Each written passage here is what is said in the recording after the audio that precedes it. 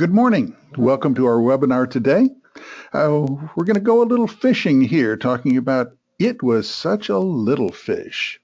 Our presenter today is Jim Satterfield, the President and Chief Operating Officer and founder of Firestorm.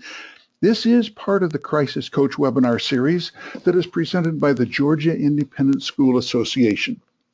We're pleased that you've been able to join us for this webinar. We'd also like you to become our friend. On Facebook, we're known as Firestorm Solutions.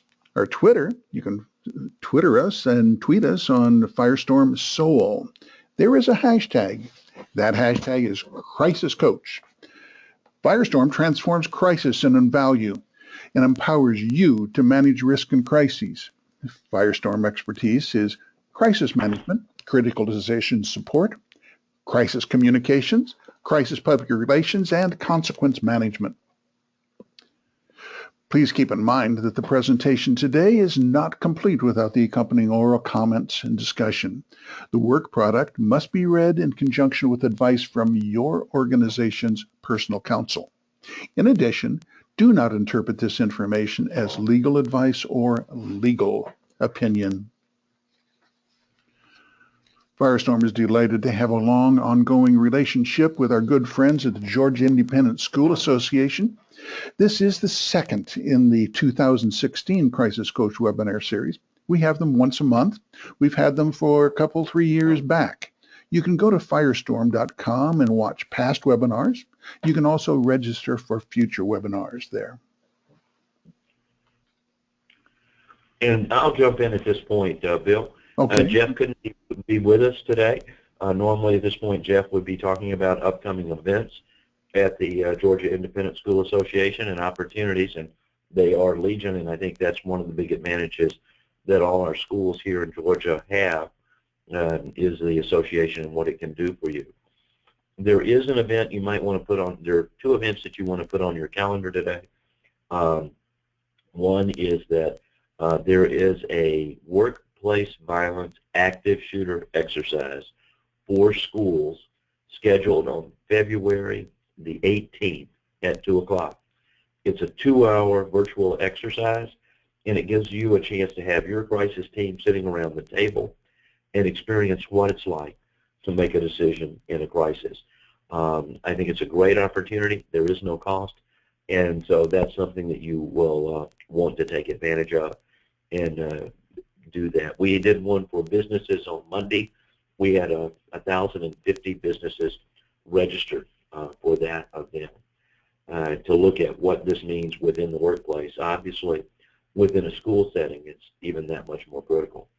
Also, on March 1st in Atlanta, there will be a Crisis Coach workshop. You can bring your plans, get some feedback on those, have a chance to learn more about the behaviors of concern and what's involved. And so I think it'll be a good opportunity to do. Again, you can go on the GISA website or call the office, and they'll give you the details. My name is Jim Satterfield, and I'm glad to have you today with us. We look forward to continuing the discussion as we go forward. So what we want to do is to talk about fishing. And wait a minute, I'm a school. What has this got to do with me? Why am I concerned about it? You hold information that thieves want to get. And so we don't think about this phishing, clicking on the link or going to a site that's not really what you thought it was, as a crime, but it is. And so a cyber breach starts with this phishing approach. And so that's what we want to focus on today. What can you do within your school to create a human firewall to minimize the chances of a breach occurring? Now, the information that you've got, and we'll share some school business related portions and other areas, but you have access to alumni information, parent information, a variety of different areas where this could in fact come into play. So if that gets breached and emails start to come out that where they appear they're coming from your school, but in fact they're coming from the criminals, this breach could certainly grow and become very significant very quickly. Now, the sites that have most of the malware on them are gaming sites, and the young people in your school are on those sites and subjected to that. And so their computer or their device may well be already carrying these things. And so in an email that comes from a student back in, clicking on a link, suddenly a keystroke logger is installed and you're placed at risk. So if this phishing happens, you're going to be impacted at multiple levels within your school. At the people level, the students, the teachers, the staff, the alumni, the parents, on an operational basis, on a reputational level, and even on a financial level because of the access into funds. So we want to figure out what you need to do to be ready to deal with the sharks that are out there and that are coming and looking from this area. Now, today we're going to define a cyber breach. We're going to go through and define phishing, tell you what to look for there, the various types that are included, give you some samples to think about, and then specifically tell you what to do on this subject. And then we'll talk about some potential next steps. So that's our conversation today that we're going to have on this subject. So the rocket ship should have just flown up on your screen at this point in time. And I immediately, whenever I see that, think about rocket scientists and what's that got to do with what we're talking about. Take a moment and read the quote that's there. I literally work with rocket scientists, and I can't get them to stop clicking on the wrong links. So what chance does your organization have? And this came from the U.S. Army Missile Defense area. We all have clicked on something that we shouldn't have. Hopefully we had some protection on our computers that allowed that not to create this big hole. But the criminals only have to be right once. So you can stop 999,999 attempts. It's that one that gets through that allows it to come in. And once they're in, then they're looking to get your admin rights, your passwords, your login, and access to the systems and information that you have within your school. And they're going to sit there for a long time before they act. So it's not a matter of today, I saw this, and then I acted. In looking at that, I think it's important for us to know that the average breach, the criminal is inside of your school, on the computer systems, on the information assets that you have, for 240 days before you become aware of it. Imagine the damage that someone can do. Imagine what they can steal if they had 8 months in which to do it and figure it out. So this opening creates the problem that allows all of those things to begin to occur. So you've got to run your business. You've got to run your school no matter what. That's the reason why you have emergency plans and crisis management plans, and you've thought about everything that could physically happen there, and you want to be prepared to deal with each of those elements within it, no matter what occurs. This is one that starts to change the play. Now, you've got a lot of assets. You've got buildings and furniture and property that you own, but in most organizations today, 80% of the assets has shifted from physical to virtual. So all of that information, you have health information on students, you have financial information on parents and the families involved. All of those areas are assets that someone would want to gain control of. So when we talk about cyber breach, let's stop and define that for a minute before we go further on our phishing expedition today. We look first at all of your information assets, hardware, the laptops, the computers, the servers, the network infrastructure, everything that puts it together, the software that you're using, the data in electronic and physical form, those file cabinets full of records that are sitting someplace within your school, and human knowledge. What's between the ears of the people that you have? Now, sometimes I think that some of the folks we come in contact with, we don't know that there's a lot between those two ears, but there's a lot of knowledge there. So those assets are what are being targeted. And it's not a brute force effort. Somebody's not taking a crowbar and breaking into the school, or that they could, and look through a file cabinet. They're looking to try to get access to this information so they can use that to ultimately commit the fraud. We also look at communication, storage, processing of data by any means from your actions, obligations, actions and obligations. Now, we think about this, that it's not just the data sitting on your computer. It's the data sitting in a database. It's the sending of information from one point to another. It's when it gets to the other point, what's done with it. The breach can occur anywhere along that way. Now, many of you are on the RenWeb system, and RenWeb does a phenomenal job of creating information security associated with their software. And I think that that's a big advantage that you have. But if someone gets in and gets your admin rights to that system, then it's not that the RenWeb system is broken. It's the fact that you have allowed them to use your information to do it. And then because RenWeb is looking at that person who's doing these things as if they are you. And that's the area that we will focus on today in particular, of this human element, the human firewall that you need to create, just like you would create an information security firewall on your system.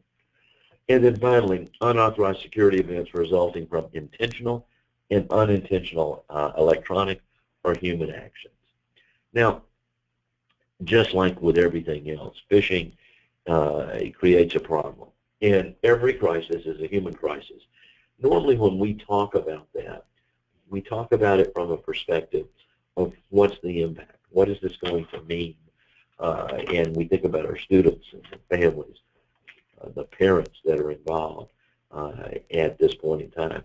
And the same thing is going to be true here, because this phishing element is trying to take advantage of you, your teachers, your students, your admin, administration, because the problem is in the chair, not in the computer. The term of art that's used here is called picnic. I find that humorous, and it's not like a picnic that we're going to go downtown and have it at a park and have a picnic in the summer. This is a problem where the person clicked on something that they shouldn't have done. They went to a site where they shouldn't have gone. And as a result of that, they've compromised the integrity of your operation at your school. Now, excuse me, I'm going to handle a cough.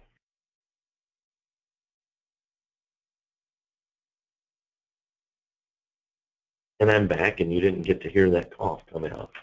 So that at least is good. And no germs are going through the line today. So no Zika viruses are being transmitted during the webinar today. So phishing is always good, but it's the catching that really matters. When you think about that line, I love the fish with the F, not the PH. And it's always nice to be outside and doing the experience, but it's even more fun when you catch something. And this is exactly the same way. They're out there continually trying to get in, to get this access. And our young people are very vulnerable to this. I think we, even as adults, all have seen those opportunities. And we'll talk about the tools that they use to create that opportunity to come in. But they're focused, again, on getting you to take an action that opens the door and gives them access. Now, rest assured, we're talking about criminal acts here. This just isn't, the term we used to use, hackers, and that had almost some kind of a fun aspect of it. Look, they were able to defeat this other thing. We really are focusing about criminals now. We're trying to get access into your alumni base, your student information, your parent information, your teacher's information, your staff's information, and the assets of the school. And this is the tool that they do that. And just like in phishing in the real world, they use a lure. I'd like you to think about a lure as fake bait, and we probably all have cast that out and pulled it back and hoped that we could set that hook and catch that fish associated with it. Well, the criminals are doing exactly the same thing. They're looking for that information so that they can take it and then use it to commit a fraud. Now, the aspect of coming in and getting in isn't the crime that we're focused on. It's how are they going to use the information that they gain through this phishing program then to commit the fraud. Imagine a notice sent out to all of your parents where it looks like it's coming from the school, but it really came as a result of the phishing expedition that was conducted by the criminal in getting in. So why do criminals do this? Because it works. One of the bank robbers in the 30s was asked, why are you robbing banks, by the media of the time, which were newspapers, and his answer was pretty straightforward, well, because that's where the money is. We think about the independent and private schools here in the state of Georgia, and many of them have wealthy students and families that are there. They have information that will become attractive. They are the targets because of all of those aspects. It's where the money is now, and this is the tool by which we're getting there. Now, up at the top of the screen, you see a cute little goldfish with the 0 in the center of it. If you go to the FTC site, the Federal Trade Commission site, and look at phishing, there's some good information there that you can get, assets that would help you. But they also have a game that you can play that teaches about phishing. It is a tool that you can use both with your students and your staff to begin to learn a little bit more. And since this is a government site, it's not going to cost you any money. And free is a pretty good price to fit into to try to work that through. Now, a cyber breach, look at that first line. This is a criminal act of somebody else that you're liable for. I can't think of other areas where there would be a liability that would come back to your school as a result of something that somebody else did. If somebody drove a truck into the side of the school, they would be liable and not you. A cyber breach is an area where a crime is committed and then you, the school, will be held liable for it and have to pay for it. And most of you don't have cyber insurance, and so that means that you're running 100% exposed. There are now some insurance policies that can help with that. If you'd like to know more about it, drop us a note. We don't sell insurance, but we can certainly put you in touch with people who would handle that. But keep a focus on the fact, A, that it's criminal, and B, you're responsible. So I break into your school, I steal the information, and you still have the liability because I did that. All the other attributes that are listed here are similar to what we see in any other type of a disaster or crisis. They come as a surprise. Your brand and reputation is under attack. People won't want to send their kids to your school if, in fact, they don't feel that they're safe or their information is safe. So phishing could be an email message. We've all received those. Websites where you click on and go to a website that's pretending to be somebody else. Could even be a phone call into the school. Now, you know that you can't tell anyone else information about a student other than their family. But if the call comes in and they pretend to be someone in the family, then maybe they'll gain access to that information. The same thing is now true over the Internet.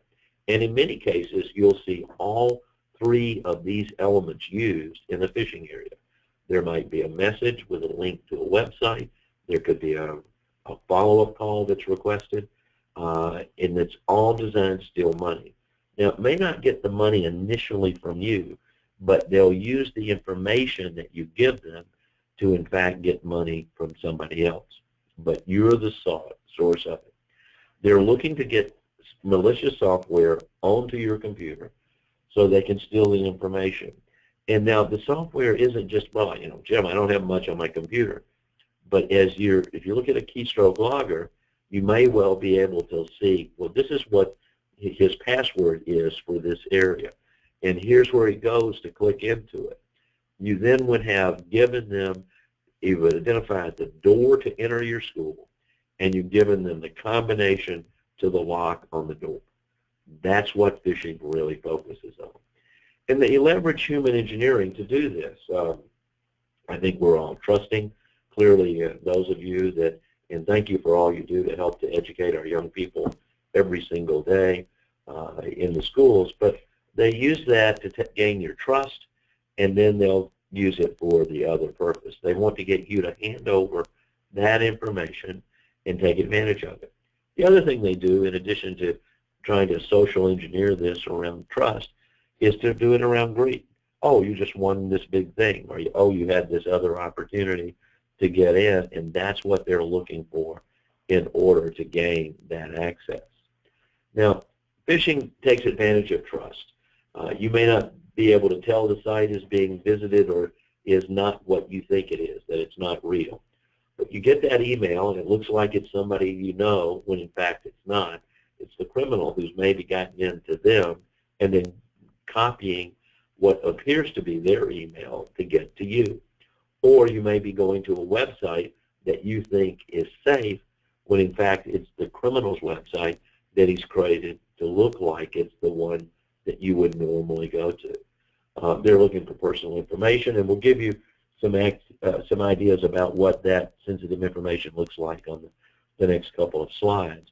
But they're trying to get the PII, personally identifiable information, personal health information, financial information, credit card numbers, all of those elements. If you, example, have some billing that's being paid on a regular basis, then maybe they're trying to get in and disrupt that flow of money, establishing those elements within it. They're looking for passwords, user numbers, using names, security codes to gain those elements, and that shark is still continuing to spin. I didn't pay for the track from the movies to give you that ominous sound as the shark starts to come around, but I think you're starting to see how it will build.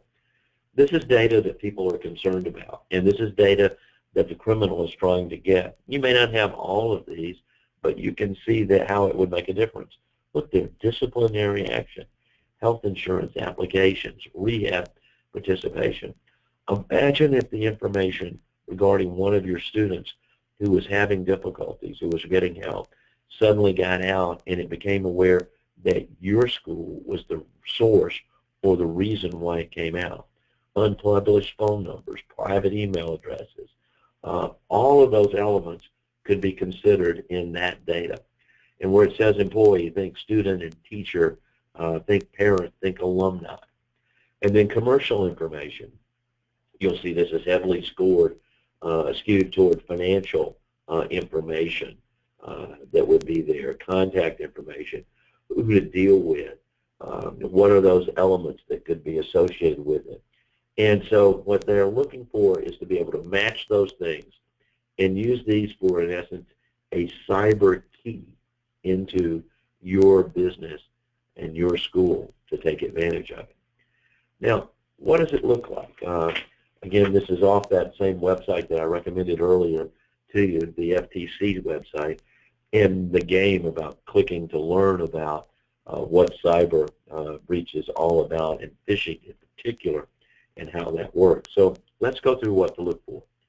Now, you may have been a former English teacher and you have seen spelling and bad grammar for your entire career.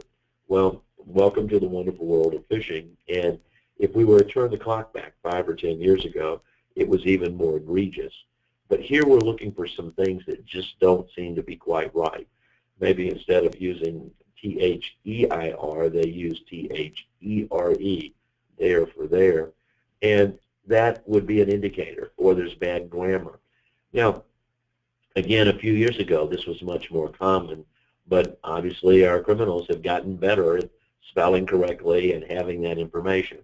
But the spelling might also be just a little off, and so instead of it appearing as a .com, it might be a .co, and that could be the indication that, wait a minute, this isn't quite what it seemed. But clearly one of the first indicators is spelling and bad grammar.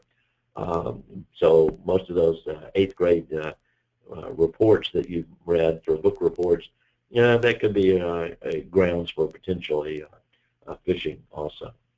Beware of links in the email. Anytime you get an email, particularly from somebody you don't know, do not click on the link. Remember the rocket slide earlier and looking at that. But it might even come from somebody that you know, or you think it's coming from them, but that's been spoofed, it's been copied, and they're sending it to you, and that link in it is to the wrong thing. That's an area So you probably have all received oh, you need to click on this. This is a funny video. Or this was Oprah saying something in a particular area. Those types of things, and the reason that people do it is it works. They've gotten into the person's name that you're looking at. They've gotten all of their contact base, and their strategy is to appear as that person, send you an email with a link on it, and that's going to, or a document attached to it, and that's going to open up and put the malware onto your computer and subject you to whatever's occurring. Also threats. Your account's been compromised. Please call us so that we can protect you. If you don't contact us immediately, you'll be responsible for any losses on your credit card or your checking account. The spoofing of popular websites, instead of being Bank of America, it's a slight change in the spelling of that, and so that what you think is the Bank of America site isn't in fact that. It's the criminal site associated with it. And so these are the things that you would look for in particular. Look for the grammar errors, look for the links in the email and the attachments, look for threats, and then make sure the site you're clicking on is exactly the site that you thought it was. Here's the examples. You want a $100 gift card from Walmart. Well, Walmart's a great company, but I don't think they're running around giving away $100 gift cards for no reason at this point in time. So this is taking advantage of our greed and of trust of a brand by the name of Walmart. We suspect an unauthorized transaction on your account. To ensure that your account is not compromised, please click the link below and confirm your identity. Now, they could take that link, if they've gotten in and gotten your information, send it to the parent within your school, and they think that there's a problem and the school is notifying them, when in fact it's the criminal. During our regular verification of accounts, we couldn't verify your information. Please click here to update and verify your information. Well, you're going in and giving that information directly to the bad guys, directly to the criminals in that one. Our records indicate that your account was overcharged. You must call us within 2 days to receive a refund. In that situation, that number you call will not be the bank. It won't be the retail store. It will be the bad guys getting more information about you to be able to steal from you. So there are several brands of phishing, and one is called spearfishing, and that's where, like a gig, where you stab directly to the fish. But they're directing this phishing at a very specific targeted individual or a company or a school. When we thought about phishing a number of years ago, it was more random. Let's just go out and see what we can get. This is, they've identified, I want to get to this point. How is the best way to get there? Now, we've all read about the Target breach in the news that occurred a couple of years ago. Well, that breach came in through one of their vendors, their heating and air conditioning vendor. So the vendor was targeted. The criminals got in there, but that vendor had access directly into the Target systems because they had to know which store to go to fix the heating and air conditioning. And once they were in, they were able to continue to expand to get more and more information. So the target was the target, or if Home Depot had been the target, Home Depot was the target, but they went through the supplier to get to where they wanted to ultimately be. Now, it could be an individual in addition to the company. Maybe what they're trying to do is to get to an accurate list of all of your alumni and the families. So it's not just the students that are in school today that now are applied. It's your alumni base and their parents by using your credentials to get in any area. They want to gather that information about the target, and that improves their probability of success. So a donor request going out to your alumni base that they think they're sending money to your school when in fact they're sending it to the bad guys. And it's one of the most successful things that work on the internet today, and accounts for a large percentage of the breaches. Clonefishing is using what looks like an email containing an attachment. Maybe they've gone in and gotten your information, and they're sending an email out where it looks like it's coming to you, and they're sending it to the contacts that you have within it, but it is a clone. It's not really your email. It's where that link is going to open of it. And it could, they could even take an email that you've sent and say, oh, here's an update on this, and they send that out to everybody. And in your update, where it's not coming from you, but appears that it is, that's where the code is installed. Now, the last one of this area is called whaling, and that's where they're going for the big fish in the particular area. And they're targeting senior leadership, chairman of the board of your board of trustees, and trying to see if they can get to that area, or trying to get the head of school to leverage from the head of school to sending that into accounting or finance to send a check out. And if they knew the head of school was away at an education association meeting while they're out, he could say, oh, I ran into a vendor. We need to go ahead and pay this. We'll get the paperwork out. Go ahead and send the money to this address. That's an example of what they're looking for, because they're using the prestige of the name of the area then to leverage it into a broader area. Another example, maybe the chairman of the board says, look, I want to write an email going out to all of our alumni to let them know what we're doing in this particular area. Could you send me the list so that I can do a mail merge? You've now sent all of your contact information, not to the chairman of your board, but to an outside source. Phishing phone calls, and I know we spend a lot of time on the internet and the email and all of the things coming in, but the old-fashioned way still works. A number of years ago, we used to have the companies calling and saying, oh, we supply your toner, we want to just confirm that we should send the same order as last time. And it's not your provider. Or they could pretend to be, oh, well, we're the IT people that helped you with your system, or we're calling from Microsoft.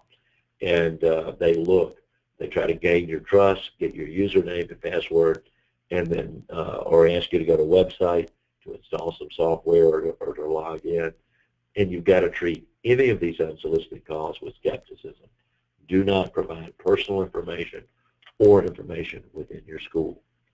Now, as we think about it, how do we deal with it? Let's kind of go through this. And here's some actions that you can take to help protect your school. We're talking about using trusted software and setting it up to update automatically. If Microsoft or Apple or anyone comes out with a patch, you want to install that as soon as possible. 70% of all the breaches occur within the 5 days after a patch is announced. And the reason for that is that in order to send out an update to the software, the vendor supplies, here's what the problems are that we're fixing, and here's what the software will do. Well, they're not only telling you that, they're telling the bad guys, the criminals. Now, they could either attack it directly, or they could go to China on a website and download software for $50 or $500 that would allow them to break into your system. And so in that 5-day window, they know they can get in. Here's where the door that's been left unlocked. And once they're in, all the things we've been talking about have been occurring. So if your school is not installing these updates or patches as soon as possible, then you've opened that door that it will come in. You never want to email personal or financial information. You don't want to send that because you may not be sending it to who you think you're sending it to, and there's a requirement to make a difference. You want to provide that financial information only through the right organization. So if you're looking at dealing with Wells Fargo, you want to be able to go to their site and enter it there. By the way, the HTTPS that you see on URLs, the last S stands for secure. Now, yes, that could be copied and carried over, but many times you'll see a site that just says HTTP. That's a kind of a buyer beware indicator. You want to look at your credit card and bank information. By the way, this is true for the school, but it's also true for you personally. We at Firestorm look at our information every single day just to assure that the money that we have is still ours and that there's been no unusual activity. And in particular, you want to train your people to use caution before downloading any files or emails. So the training. How are you going to get your school safe? And that's by training your folks. Again, you can go to onguardonline.gov, and they have a program that's stop, think, click, and trying to slow everybody down to avoid you just immediately, oh, you got something, I'm going to click on it at this point in time. So you need to conduct training with your people to predict what could occur, to do awareness training, to tell them what they need to do if they've in fact done something wrong, having a plan in place, and then being able to perform. This is an awareness training sample that we used in a business environment. We would need to do one specifically for your school, but you can see we first look at what are the information assets and technology, the software, network, database, and access. What about brand and reputation? What about user experience? And then start to give you some indicators to look for. If you have your computer takes longer than you need to, or some applications don't start to work, any changes in permissions, like your passwords are starting to change, those could all be indicators associated with it. Now, when we think about it, the majority of companies learn of a breach from a customer or a vendor. And so you're not going to pick it up first. Someone's going to share with you that they're having a problem. That's where having your intelligence network and monitoring social media may well be able to do it. If the bank account's overdrawn, it tells you that, in fact, a problem has been there. So you want to design what are the cyber breach indicators within your school and then train everyone in this area. I would encourage you to start to thinking about a cyber breach response roadmap. What are we going to do at the school if our data is, in fact, compromised? And all of Firestorm plans follow 5 phases of escalation: pre-action, onset, impact assessment, response and recovery, and then post-disaster. And you'll see the kinds of things at each one of the steps that you need to think about. Your school is actually a large business. You may think of it as a small school, and we're just here to help increase the educational knowledge of our students, the moral values, helping to work with a whole individual. But you've got a complex business. You have certainly dozens, but perhaps over 100 or several hundred teachers. You have the students. You have the families that they represent. You start adding all of these up. Now you have a very target-rich environment, and one in which they're used to feeling safe in dealing with the school. That can be used to your and their disadvantage associated with it. So what are you going to do if, in fact, a breach occurs? I encourage you to stop and think in this predict, plan, perform methodology. What are the vulnerabilities and threats that you face? What are their impacts? What do you monitor? What's the trigger to activate your plan? Cyber breach is just like thinking about the active shooter, thinking about the fire or the tornado that might hit. What do you monitor? What are the triggers? When do you act? The plan is you need to have a plan. What are you going to do in order to respond? And where do you stand at this point relative to the information security standards that are out there? How secure and how safe are you? And then finally, perform, training your people, doing the monitoring to identify what's occurring, and then finally testing your plan. Now, what do you need to do? Have good processes and controls in place.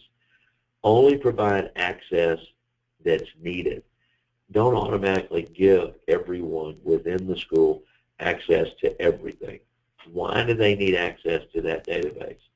If you have a separate file logged into the system that can only be accessed by password, maybe disciplinary records that you're associating with, you limit that access to a very few people.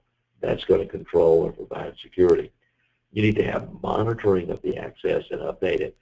You need to update your passwords on a regular, random basis, which will certainly eliminate some of the exposure opportunities. And you need to train. And that should really come through loud and clear. And particularly today, if you heard something that you didn't already know, it shows you why you need to look at it. Identify all the devices that are used in school and in your school's business, all those devices that your students have. The area that that a great deal of malware is downloaded are through gaming sites, and we know your kids are going to those gaming sites. And so any unauthorized device or software needs to be eliminated. It's important to be prepared because you can't stop it. They're going to get through. Somebody in your organization is going to click on something that they shouldn't have, and that opens the door. So you as a school must be able to demonstrate reasonable care. So here's some next steps. Ask your people know what not to do, and I would recommend that you start training them in this area. There will be another cyber breach exercise that you can attend addressed toward the school market in early April. We'll send you out a notice of that. You can put your team around the table and have a chance to experience what it's like to go through a cyber breach in a school environment. There is an active shooter test exercise set up for February the 18th at 2 o'clock. I know we're talking about phishing and cyber breach today, but obviously every parent is concerned about violence in the school, and particularly active shooter. So in this session, there will be a chance for you to experience what it's like before, during, and after an active shooter event. There is no charge for that, and I think it's well worth your time to attend. There is a crisis coach workshop here in Atlanta on March 1st, sponsored by the GISA. You can go to the website and get the information. You can bring your plans. We'd be glad to review those and talk about it. We'll network with other schools in that session. And we'll give you some particular details around identifying behaviors of concern and what you need to do with it. I would recommend that you complete an information security assessment. It's always nice to know where you are relative to standards and best practices. When we think about information security and cyber breach, it's good to make sure that your plans are aligned. If you've not yet created an intelligence network of monitoring, I would encourage you to do that. If someone has ill intent, 80% of the time somebody else knows, and 67% two or more people know. And when people know, they talk. And where do they talk? On social media. If you haven't done that yet for your school, it's an important element. And then I would schedule some training. If you'd like a brief on today's topic, you can go to the Firestorm website. You'll also receive an email with a link for the brief that we are talking about today. It's a chance to you to be up to speed and know what's going on in this particular area. We want to thank the Georgia Independent School Association for being the underwriter and sponsor of today's webinar, as we do in the series across the year. I think there's a great deal of information that's made available to you. If you would like to access this webinar again for viewing or share that with someone within your school, you can go to firestorm.com and be able to click through and listen to a recording.